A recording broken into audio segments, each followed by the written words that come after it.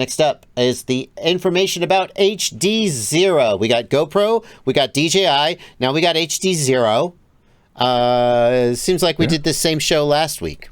Oh well. We got news about the HDZero goggles and the 90 FPS cameras. Where do you want to start, Blunty?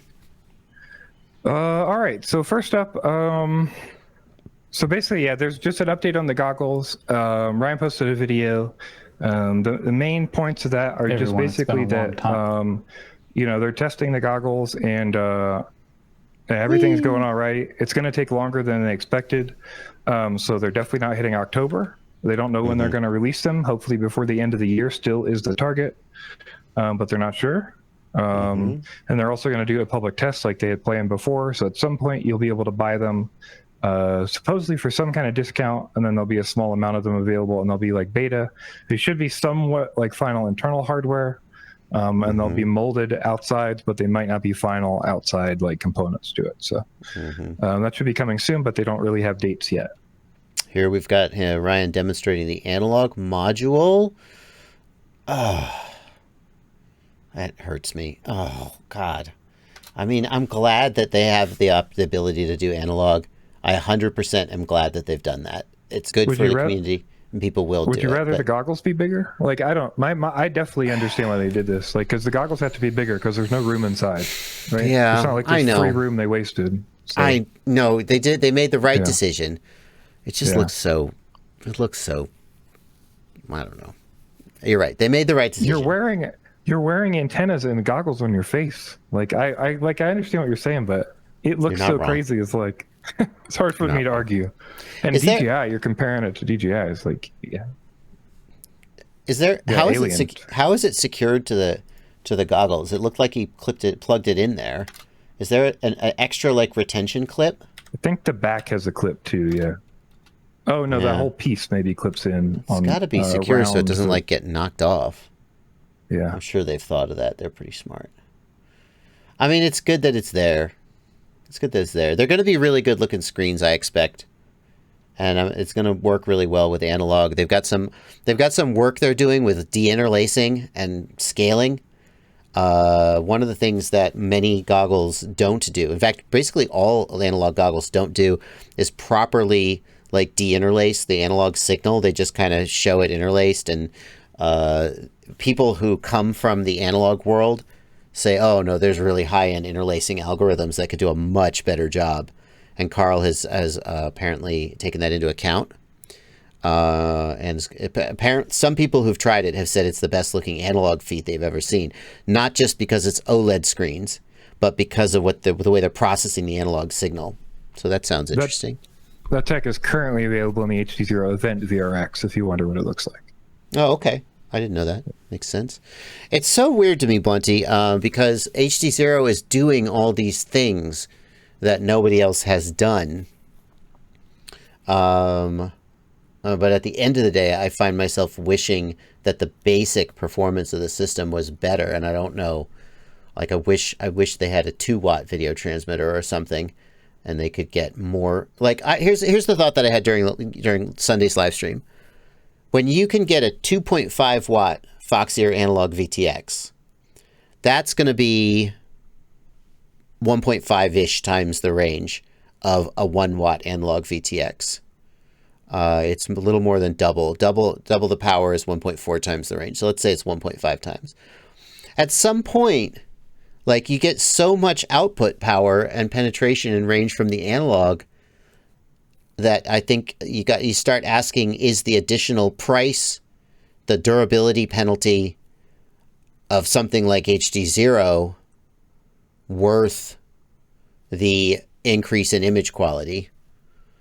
And it's just like it just never feels like HDZero knocks it out of the park and is like it always feels like there's a caveat for me. I don't know.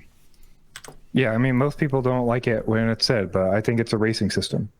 So, Interesting. It is certainly exceptional for racing, as long as the durability holds up. So we've got the goggles. Another question people have asked is, are the goggles going to have better performance?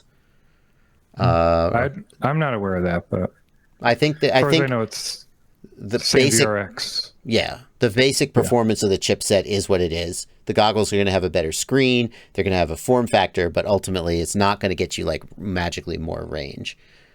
Ryan points out that the analog module can be screwed on hard mount if needed. And the place where it wins is the latency and the smoothness. And I just don't know how many people for whom that is the one thing they care the most about. If they did, then HDZero would be the one for them. It even beats analog in terms of its latency. It's pretty impressive. Yeah. Let's see here. What else about this? What else is in Ryan's video? Any other takeaways? So the next, not from the goggle vid that I know of, the next video, the camera video, though, he talks a little bit about some of the things we'll talk about from the camera video, which is that they've got a 90 frames per second camera now in testing. I don't know. I think there's one or two demo units. I don't know. It wasn't super clear. He's got one, and then I think NoCal has one for testing. He tests it, and with the 90 FPS camera, it does get under analog's glass-to-glass latency because obviously analog is lower than that. Yeah. Now this is only a 60 FPS DVR, and actually I'm not even sure. I'm not streaming at 30 FPS, so that you're not seeing the raw 90 FPS DVR here, but this is no. Ryan has a. If you want to download it, Ryan has a 90 FPS video file in the description that you can download to see the actual 90 FPS. But NoCal says he can feel it, and Ryan says he can feel it for sure. I believe it. I believe it. I think that when you're flying at that level that you just saw NoCal flying, that is exactly where consistent latency 100% makes a difference. And I think that tests like Limon's test of whether they could feel the difference in latency proves it. Yeah, I mean, I know I can feel like on a computer monitor, I've done like blind testing on myself, and I can tell, 60 versus 90, 60 versus 100, 60 versus 120. Once I go over 120, I can't tell anything. But like that 60 versus 90 for me is super clear. It's 50% increased frame rate. So for sure, like it's a big jump, and you're getting that lower latency because you're delivering frames more often, and definitely is just an overall improvement, I'm sure. So that's definitely cool to see. This is a 540p. We should point that out. So you do drop the quality to get the frame rate because it's the same system, right? So so 720 you have to trade something for something. Yeah, we're typically at 720 or I guess 1080, right? I can't remember. Is it? I'm not convinced that in terms of actual details resolved, that the HDZero system is truly delivering 720p. Yeah. Like I know that the pixels, I asked Carl, and Carl assured me that 720 by whatever 1080 pixels are all there. Whatever it is, what's 720 by 12. The image that you get definitely looks like down-resed, 100%. So my point there is, you would guess it's not 720. I would guess it's not 720. I'm not sure how much actual difference that 540p is going to make in terms of the actual details you can see as a pilot. Yeah. 1280, thank you. 720 by 1280. Couple other things to mention. So there is another mode on these cameras, or there will be. I'm not sure if it's active yet. I didn't hear that in the video, but I might have missed it. But basically, you can turn this 540 down to 60, and then get better penetration because you're sacrificing a little bit. You don't need as much bandwidth essentially. And then the other thing is similar to, lowering packet rate or something on ExpressLRS, right? Or your Crossfire. And then the other thing is they're also doing a 1080p 30 FPS camera, which we've discussed before. A 1080p 30 FPS mode that will work with the V2 censored cameras that are out. And that will allow you to do 1080p, but with 30 FPS. So I'm interested to see, we talked about how the 720 doesn't quite look like 720. I wonder what the 1080 will look like in comparison. And I would say, to me, that is exciting and interesting, but a total reserve judgment, as we've seen with Walksnail, for example. Like in my opinion, when you shift the Walksnail system from 720p to 1080p, you don't get any more actual resolvable detail. Now, whether that's their bit rate or whatever it is, it just isn't there. So simply delivering more pixels doesn't necessarily increase the quality of the image.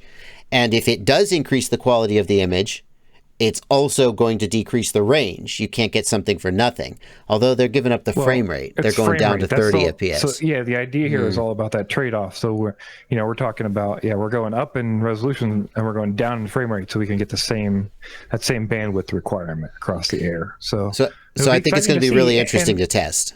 And one of the things, you were just saying is like, we haven't seen a lot of like major improvements in the system. We're seeing minor improvements and cool features and stuff, but the base performance has been very similar. So these will be actual changes to performance, that'll be cool to see. Yeah. So. Yeah. It's so tough to me. Because I feel like when I fly the HDZero system back to back with analog, and I know that people get mad when I say this and disagree with me, and that's fair. I feel like I get maybe the same, maybe a little less range than a comparable analog system at the same output power. I think that makes sense, right? Like I don't know. I think that makes sense personally. I feel like the breakup is a little harder to fly through. Which is controversial because like you can get these rolling breakups with analog that are just absolute deal breakers. I think it depends on the analog breakup, right? Like right. Yeah, exactly what you're saying. I agree. Like, I agree. Sometimes you get static, but sometimes you get nightmare rolling, and you're like, I don't even know what's going on. So HDZero never has rolling image, but there comes a point where you've got so many sparkles on screen that it's just you're like, okay, I'm done. And I don't know. When you compare, I wish it was just a little more. I would also say, I wonder if the cameras have to be booted in those modes, or if there's some way they could do a dynamic change in flight and then let you get a longer range when you hit your limit. Yeah. Oh, that'd be interesting. I don't know about if you could take that 90 and drop it to 60 when you get at a range or something, that might be kind of cool. Yeah. The other things to know, real quick, just from that video, 14 millimeter wide camera still on the 90 FPS. So it'll just be 18 millimeters tall, like those taller ones we've seen. And then there will be some available to fly at MultiGP Champs, so I think alongside the goggles. Nice. You guys are going to be there. So nice. It's hard not to judge the system against the other digital systems. Like if you were judging HDZero against analog, then I think if those were the only two things, then I think there would still be people who choose analog because it's more durable in a lot of cases. It's less expensive. And in theory, you can get higher output power and more range without as good of an image quality. But then HDZero comes in with better image quality and better latency. But then as soon as you introduce DJI and Walksnail into the picture, now the typical pilot has a lot different considerations. So yeah. It's just that one thing I just also want to point out, we're talking about the HDZero goggles in this segment, and hopefully that fixes one of the barriers that pilots have, right? Because like that's true. If the pricing comes in properly, then when a new pilot looks at a premium analog goggle, before they would be looking at HDZero or HDO2, or they would be looking at Skyo 4X. Or maybe Orca. Or maybe Orca. And now they're going to be considering that I can spend maybe the same amount of money or $50 more, and I can have built-in digital system into the goggles that I'm already purchasing with analog as well. Right? Well, so like I think that could be a big draw for people, right? And those better analog performance. Like, those HDZero goggles are going to be HDZero for when you're racing. You're going to be able to put an analog module on the side of them and have potentially the best analog signal, the best analog processing of any goggle. Yeah. And if Walksnail comes through on their ground station unit that they said they were making, you could even use your Walksnail receiver by plugging an HDMI cable into it. I feel like the HDZero goggles in some ways are more exciting to me than the whole HDZero system. Yes. Yeah, because it basically gives you digital for free or very cheap if they come in where their goal is for the target price. You shall see. So it'll be interesting to see where the private test price is, and then what everybody thinks. So. MC's Creations has a good point. I was thinking about this week. MC's Creations says HDZero needs more companies making stuff, and HDZero VTX from Rush FPV would be sweet. I was thinking today, Blunty, this week, HDZero has said that they want to not open source, but yeah, they did say open source. They want other manufacturers making hardware with their chipset in it. They want a Foxier HDZero VTX. They want a Rush. They want a TBS unified digital VTX with HDZero in it. And it hasn't happened. And here's what I thought, Blunty. Look at what happened with Express LRS. How gosh dang fast did manufacturers start making Express LRS hardware? It was preposterous, right? And what that says to me is that when manufacturers feel there's an opportunity for them to make a buck, they will jump on this shit. For sure. And then does that imply that the inverse is true, or the converse, I'm not sure which, that the reason that nobody is making HDZero video transmitters other than HDZero is that there's no money for them in it? No. It's because it's not open yet. What do you mean? It's because you can't just talk to them and get it. You can't buy chips off the shelf. You have to work with HDZero to build a design, go with Carl, go back and forth, make sure exactly what you're going to make, to agree on the product, produce the product, and ship it out. And you have to order the chips when you do that. It's not Carl easy to do. Making it too hard for people to do that. 100%. Because he wants quality, obviously. Yes, I've heard that from multiple vendors now, that they've tried to work with HDZero, and they've been stalled for months and months and months and months and never got a product out. And to me, that's part of why they're doing open. That's the whole point of this, is like, we don't want to do any of that shit. We just want to make this open, give you all the information you need, sell you chips, and then we're done with this. And hopefully that's where we get. That's where we need to get to. And then my opinion is, once we get there, then you'll see the flood, right? Then you'll see the surge of like one or two people make a design, whether it's open or whether it's one company, a bunch of people clone that design, and then that's where we start to get the spread of like HDZero hardware at third-party manufacturers. Well, that's what I would assume, right? Are we going to end up in the same situation where we get some shitty ones that break and don't work, and you have to avoid them? That's the nature of open source hardware, right? Like, nobody's restricting who's making what. It's my understanding. And to me, if you do restrict it, it's going to be worse, because then everybody's going to be waiting on somebody, and there's going to be a team that has to approve stuff, and there's going to be some kind of like, I don't know. It seems like that would be a nightmare, and it's going to turn a lot of manufacturers off. You know, if you have to work through all these hoops, you know, that already have not been going well for the people I've talked to. You know, we saw Race V2 copy VTX announced how long ago that never came out. You know, we saw like, I don't know. I know privately somebody was trying to build a Whoop like 8, 9, 10 months ago, and it never happened. Like, there's just a lot of like, I want to see those chips available on DigiKey or something easy to get, right? All right.